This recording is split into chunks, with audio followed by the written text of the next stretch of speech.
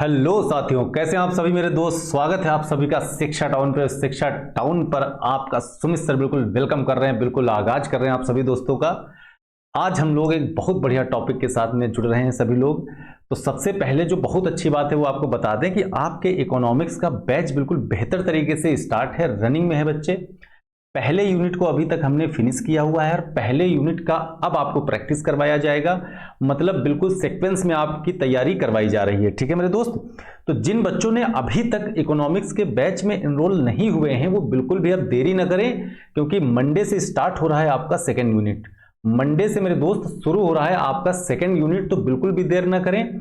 इसमें आपको live classes, PDF और नोट्स भी मिलते हैं। आपसे कहा जाएगा कि भाई साहब अगर आपको कोई डाउट है तो आप व्हाट्सएप ग्रुप में पूछ सकते हैं या फिर आप लाइव क्लास में पूछ सकते हैं एप्लीकेशन पर।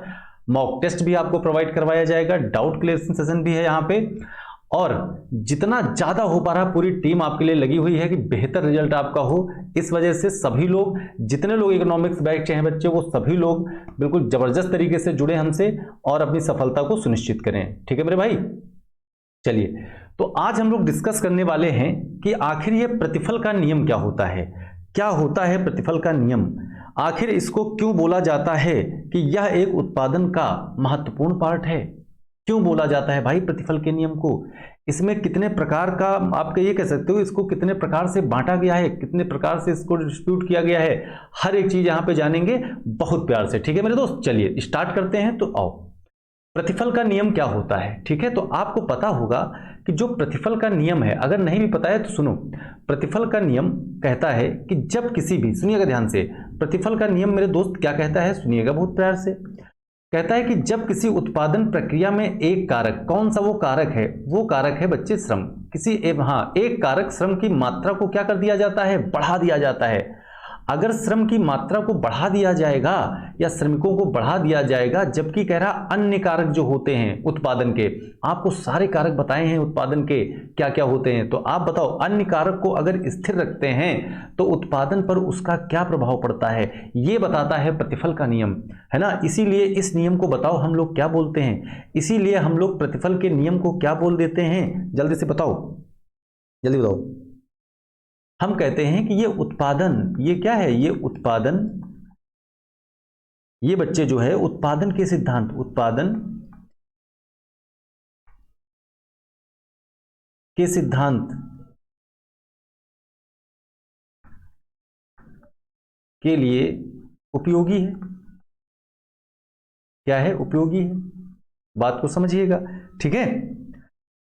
तो बिल्कुल जो प्रतिफल का नियम होता है उत्पादन के सिद्धांत के लिए उपयोगी है बच्चे। यहां से हम समझते हैं कि आखिर कितने तरीके से प्रतिफल के नियम को बांटा गया है, ठीक है। तो प्रतिफल का नियम क्या है बताओ, समझ पाए। जब किसी उत्पादन प्रक्रिया में, जैसे एक कारक श्रम को ले लेते हैं, श्रम की मात्रा को अगर हम बढ़ाते हैं तो, जबकि अन्य कारक स्थिर रहते हैं, तो उत्पादन पर उसका क्या प्रभाव पड़ता है। जाहिर सी बात है कि उत्पादन बढ़ेगा ही बढ़ेगा, उत्पादन घटेगा ही घटेगा और उत्पादन स्थिर भी रहेगा। तीनों सिचुएशंस होंगी बच्चे, ठीक है। तो यहां पे हम कह सकते हैं इसको हमने तीन भागों में बांटा है। हमने इसको कितने भागों में बांटा है, हमने इसको तीन भागों में बांटा है। कितने भागों में बांटा गया, इसको तीन भागों में, तीन भागों में बांटा गया है। तो यहां से आपको पता चलेगा कि प्रतिफल का जो नियम है मेरे दोस्त, जो प्रतिफल का नियम है उसको तीन पार्ट्स में डिवाइड किया गया है। बढ़ते हैं बच्चे पहले पार्ट्स की तरफ। तो प्रतिफल की बढ़ती प्रवृत्ति, आखिर प्रतिफल की जो बढ़ती प्रवृत्ति होती है वो किस सिचुएशन में होगी, वो किस कंडीशन में होगी। तो जब भी किसी उत्पादन प्रक्रिया में एक परिवर्तनशील कारक की मात्रा, समझिएगा ध्यान से, जब भी किसी उत्पादन प्रक्रिया में एक ऐसा कारक जिसको हम परिवर्तित कर सकते हैं, ठीक है। तो अब यहां कहा गया कि परिवर्तनशील कारक की मात्रा बढ़ाई जाती है, मतलब उत्पादन चल रहा है, उत्पादन में हमने क्या किया, जैसे श्रमिकों की संख्या हम बढ़ा सकते हैं, उत्पादनशील कारक की जो मात्रा है वो बढ़ाई जाती है और शेष कारकों को स्थिर रखते हैं। हमने कहा लैंड, लैंड क्या है, भूमि क्या है, ये भी एक कारक है, इसको स्थिर रख रहे हैं, लेकिन हम श्रमिकों को उसी भूमि पर बढ़ाए दे रहे हैं, श्रमिकों को बढ़ाए दे रहे हैं। तो प्रारंभिक अवस्था में कुल उत्पादन तेजी से बढ़ता है। मतलब ये हुआ कि ये वाला जो नियम है, ये प्रतिफल का जो पहला नियम है, प्रतिफल की बढ़ती प्रवृत्ति, प्रतिफल की बढ़ती प्रवृत्ति, इसको और एक दूसरे नाम से जाना जाता है। और वो इसका दूसरा नाम बच्चे बताएगा कोई, क्या है, जल्दी से बताओ क्या है। उत्पादन में, समझिएगा ध्यान से, उत्पादन में तेजी से वृद्धि, उत्पादन में तेजी से वृद्धि, उत्पादन में तेजी से वृद्धि का नियम। तो इसके पहले नियम को यह भी बोला जाता है कि उत्पादन में तेजी से वृद्धि का नियम है ये। तो ये कहता है कि अगर किसी उत्पादन प्रक्रिया में एक परिवर्तनशील कारक की मात्रा को हम बढ़ाते हैं, जैसे अगर हम कह रहे हैं कि एक लैंड पे हम कोई चीज का उत्पादन कर रहे हैं, उसमें अगर हम इसको फिक्स रखते हैं, ये सारे कारक क्या हैं, ये सारे कारक हमारे फिक्स हैं, लेकिन हमने लेबर की संख्या बढ़ा दी, मतलब श्रमिकों की संख्या बढ़ा दी है, ठीक है, तो उत्पादन में हमको क्या मिलेगा, वृद्धि मिलेगी बच्चे, ठीक है। तो बताओ प्रतिफल की बढ़ती प्रवृत्ति को समझ पाए, बताओ प्रतिफल की बढ़ती प्रवृत्ति को समझ पाए कि नहीं समझ पाए, क्लियर है बच्चे। चलिए आगे बढ़ते हैं। देखो 5 तारीख तक अभी जो है 10 से 15 दिन का गैप जो बीच में हुआ है, कैसा गैप कि हम आपके सामने नहीं आ पा रहे हैं क्योंकि हम आउट ऑफ स्टेशन है, तो इसलिए हम आपको विदाउट कैमरे के, मतलब हम आपको नहीं दिख पा रहे हैं, बस आपको क्लास दिख रही है, ठीक है। तो 5 तारीख से वो भी प्रॉब्लम सॉर्ट आउट हो जाएगी, ठीक है मेरे दोस्त। चलिए आते हैं प्रतिफल की घटती प्रवृत्ति पे। प्रतिफल की घटती प्रवृत्ति सर क्या है, ये कहां से आई, इसको कैसे समझें सर कि प्रतिफल की घटती प्रवृत्ति क्या है बच्चे, जल्दी बताओ, बताओ भाई, कोई बताएगा। चलिए तो सबसे पहले आपको बताते हैं कि आपका जो प्रतिफल की घटती प्रवृत्ति है, इसका बच्चे एक और दूसरे नाम से इसको कैसे हम जान सकते हैं, बताओ जल्दी से। इसको क्या बोला जाता है, इसको बोला जाता है अवरोही। क्या बोला जाता है, अवरोही। अवरोही क्या बोला, अवरोही का मतलब समझते हो ना, अवरोही प्रतिफल नियम, अवरोही प्रतिफल, अवरोही प्रतिफल का नियम। अब एक बात समझिएगा, अवरोही का मतलब समझते हो कि नहीं। देखो हमारे पास 2 वर्ड होते हैं, एक वर्ड होता है हमारे पास आरोही, एक वर्ड होता है हमारे पास आरोही, और दूसरा होता है बच्चे अवरोही, दूसरा होता है अवरोही। तो अवरोही आता है घटते क्रम को बताता है, किस क्रम को बताता है, घटते क्रम को बताता है। जो अवरोही होता है वो घटते क्रम को बताता है, और आरोही बताता है किसको, बढ़ते क्रम को। आरोही किसको, बढ़ते क्रम को बताता है, जैसे ऊपर हमने देखा वो आरोही था। चलिए तो प्रतिफल की जो घटती प्रवृत्ति है, कह रहा कि एक बिंदु के बाद में जब परिवर्तनशील कारक को बढ़ाते हैं, मतलब एक ऐसा होगा रेफरेंस पॉइंट, समझिएगा बहुत ध्यान से, एक ऐसा रेफरेंस पॉइंट होगा जहां पे हम परिवर्तनशील कारक को बढ़ाएंगे तो, और अन्य कारकों को स्थिर रखते हैं तो कुल उत्पादन तो बढ़ता है, लेकिन उसकी वृद्धि दर घट जाती है, उसकी वृद्धि दर घट जाती है। जैसे फॉर एग्जांपल आप समझिएगा, हमने आपसे ये कह दिया, बहुत ध्यान से बच्चे बात समझिएगा, बिल्कुल आराम से समझाएंगे। हमने कह दिया मान लो अगर आपका ये, मान लो कोई खेत है, ये कोई खेत है, आपने इसमें क्या किया, आपने इसमें अगर, देखो हम ये कह सकते हैं कि सर देखो यहां क्या कह रहा है, अन्य कारक अगर स्थिर रहते हैं और एक परिवर्तनशील कारक को बढ़ाते हैं। जैसे हमने कहा इसमें हमने कम पेड़ लगाए, जैसे ये नहीं होता है, कम पेड़ लगाएंगे तो बहुत अच्छा पेड़ होगा, कम पेड़ लगाएंगे बहुत अच्छा पेड़ होगा। लेकिन अच्छा इसको ऐसे ज़्यादा अच्छे समझ पाओगे कि जैसे हमने सर एक बार इसमें जब हमने बीज डाला, एक बार हमने जब इसमें बीज डाला, बुआई की, इसकी बीज में बुआई की गई, क्या किया गया, बुआई की गई। तो ये बताओ जब फर्स्ट टाइम बुआई की गई, हमने बीजों की संख्या बढ़ा दी, हमने क्या किया बच्चे, मान लो हमने बीजों की संख्या बढ़ा दी, तो बीजों की जब संख्या बढ़ा देंगे तो फसल में क्या होगा, वृद्धि होगी, उत्पादन में क्या होगा, वृद्धि होगी। बात समझ पा रहे हो। लेकिन अगर हम फिर से बार बार यही काम करें, जैसे 3 महीने बाद फसल कटी, फिर बीजों की संख्या बढ़ा दी, फिर बीजों की संख्या बढ़ा दी, तो आपको क्या लगता है कि जो यहाँ की लैंड है, जो यहाँ की बच्चे भूमि है, उसके उत्पादन में उसकी दर में, वृद्धि दर में बताओ कमी आएगी कि नहीं आएगी, वृद्धि दर में कमी आएगी कि नहीं आएगी।